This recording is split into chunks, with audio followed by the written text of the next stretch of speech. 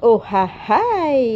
Ngayong gabi nga ay makikita ko nga in person sa Elias TV. At sa sobrang excited ko nga, napakaaga nga namin pumunta dito. Para nga naman hindi tayo maubusan ng pwesto. Siyempre, Elias TV yan. Sa pagkakataon nga ito ay hinahanap nga namin kung saan ang entrance. Aba naman, parang ayaw magpapasok ba? Tingnan mo nga naman at napakarami na nga tao. Dito nga pala kami sa Bulalakaw. Nung nasa Roas pa nga lang kami, ay napakalakas ng ulan at saka ng hangin. Pero syempre, hindi tayo papapigil dyan. Buti na nga lang, pagdating ng Bulalakaw ay talagang walang ulan at yung tuyo yung daan. Kapag dito ka nga talaga sa Mindoro, masasabi ka nga talaga sa mga ganitong ganap. At kahit pa nga malayo yan, pupuntahan talaga yan. Dito na nga rin pala guys sa mga pulis at mga kasundaluhan at lahat ng mga security officer. At sa pagkakataon nga yan, ay patuloy nga kami naghahanap kung nasa ng entrance. At napakalayo pa nga yan ang pwede nga pagparkingan ng sasakyan.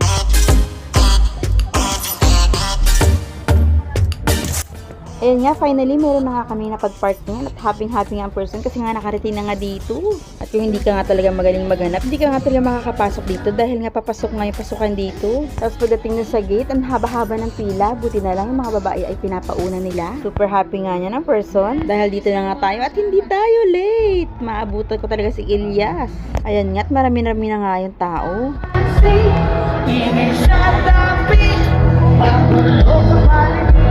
Eto nga ang naabutan namin habang inaantay ang oras ni Elias JTV. Kaya naman naghanap na kami ng pwesto. Syempre dapat dun sa mas malapit-lapit. Taga Calapan Oriental Mindoro lang nga daw itong sa Damban. At this moment ganyan na nga ang crowd ng tao. Pero mas marami pa yan ng Elias JTV na guys. Halos 1/4 lang ito ngayon.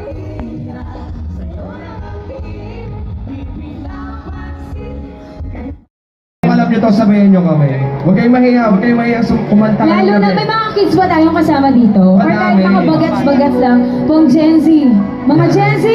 Yes! Sigaw! Sige, tarin natin ito. This is all by, sino nga ito? Demon Hunters.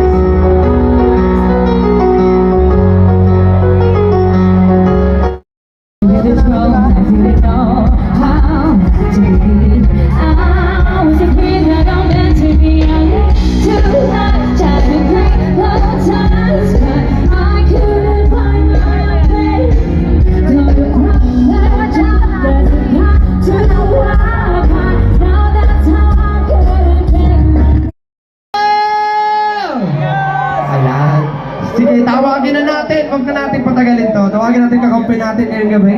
Si Yorme. Yorme! Yorme, nasan ka na? Ari ang may kasalanan ng lahat.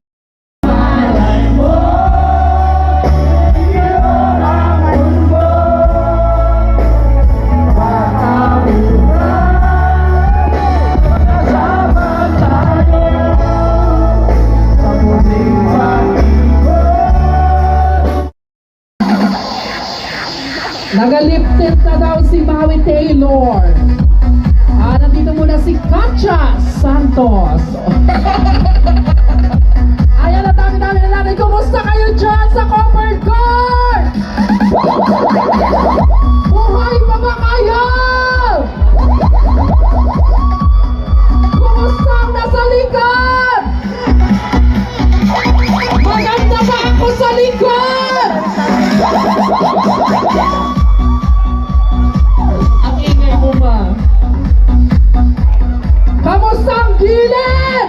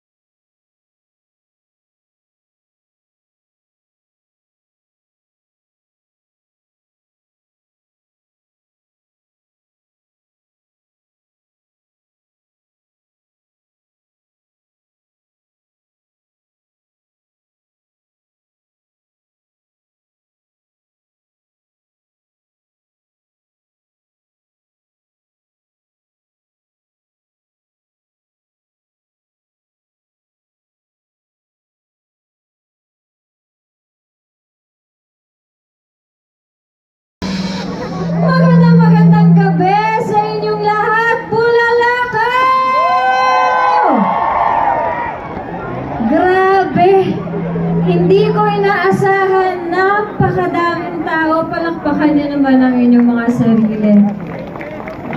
Thank you so much dahil nandito kayong lahat ngayong gabi.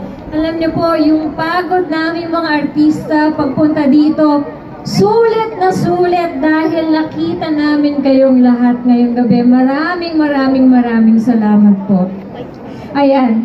Siyempre, bago tayo magpatuloy, palakpakan po natin si Mayor LG. Dahil si Mayor LG, ang dahilan kung bakit meron po kayong engranding kasayahan ngayong gabi, mga engranding bisita, at syempre, palakpakan naman natin ang kanyang napakabait, si Madam Glenda, ang kanyang mabait na asawa. At syempre, birthday talaga ng mommy ni Mayor. Yun po ang sineselebrate natin ngayong gabi. Ano pong first name ni Mommy? Mommy Rosie. Pwede po bang sabay-sabay tayong bumati ng Happy Birthday, Mommy Rosie? Pwede po ba yun? At hanggang dito na nga lang magtatapos ang aking video dahil nga nalobat nga ang person dahil nga whole day nga na brand out sa bahay. Sorry guys, hindi ko nga mapapakita ang mga video. Siyempre makikita nyo naman sa ibang may vlog. So hanggang picture na nga lang ako nung nakita ko nga na 1% na lang yung cellphone ko. Yun lang, bye!